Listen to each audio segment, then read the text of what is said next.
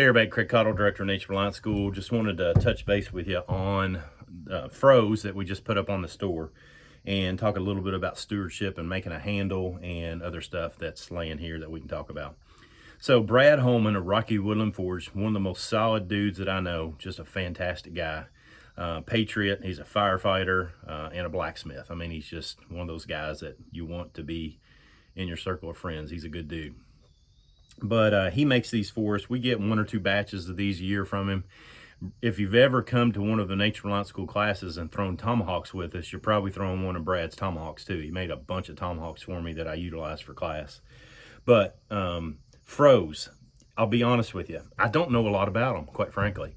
And that's one of the things I wanted to talk about, is that working with wood and doing projects where I use a froe and a mallet and chisels and stuff like that is way outside my wheelhouse. And I think it's a valuable practice to get into for all of us to be regularly doing things outside of our wheelhouse, so that we have to problem solve, so that we have to critically think, so we have to learn from other people and submit ourselves to the knowledge of others. And I just think it's a critical skill set to be able to do for just life, but particularly in survival. One of the things that we talk about in survival is how to critically think, how to problem solve and stuff like that. And one of the ways that you can do it is be in the business of doing that on a regular basis. So, you know, I made a video and put it out a couple of weeks ago on how to make this mallet. I then made a little short video on making the handle for this froe that's out there on YouTube. And again, those things are outside my wheelhouse, but they were fun. They were great projects. I'm a big fan of getting people encouraged to continue to use their hands to do things. We have gotten really stagnant. We've gotten lazy. And I'm still one of those guys. I'm old school. When I shake hands with a dude, I want that hand to be rough. That's the kind of guy I want to shake hands with. So I don't want soft hands out there. So even if you're a computer programmer, even if you're an accountant, find a way, and I'm not saying you have to have calloused hands, but just find a way to do something with your hands, whether it's gardening, foraging for plants, hunting, building mallets and stuff like this. Just do something with your hands, because there's a lot that goes on between the 3 sections of the brain when you're doing that just helps you be a better person. So basically you're creating neural pathways that allow critical thought and problem solving to happen more readily in the brain. And so when you're doing something outside your own wheelhouse, those things are created and benefited. And when that happens, you're better for it moving forward in any endeavor that you get into. Now, as far as the stewardship side of what I want to talk about, working with green wood is best. Well, I won't say it's best, but it's easier. And so one way, well, the primary way that I go about getting wood that I'm going to utilize to make the hammer like I did here, or this handle for this froe, there are 2 different ways. Number one, I study trees, and I know, okay, I'm looking at this section of woods and there's 10 trees right inside of one another, and you can tell that they're basically sucking nutrients from one another.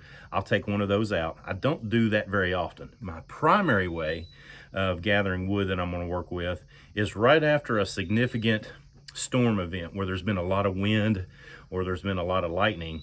Then I will go out into the woods in areas where I have access to, and I'll find trees that have been knocked down by the storm.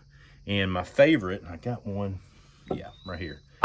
This is sourwood handle that didn't work, but this is a dogwood little hammer that I use right here at the cabin quite a bit.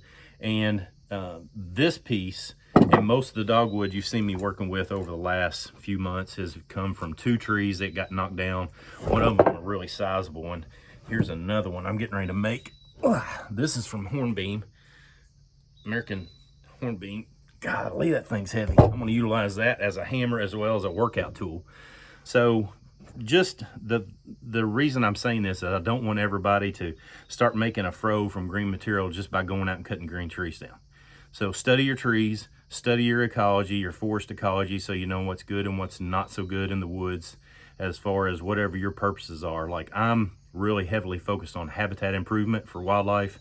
So I will remove trees that really don't have a whole lot of wildlife habitat use in favor of letting other trees get the nutrients so they can thrive and do a better job of helping the wildlife.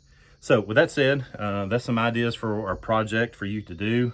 Watch the videos. I'll link those here as well so that you can find I made a really quick video with no sound. Well, not me talking, just me making this. And then I got another video making this mallet. So check those out, and I hope it encourages you to get a froe from us.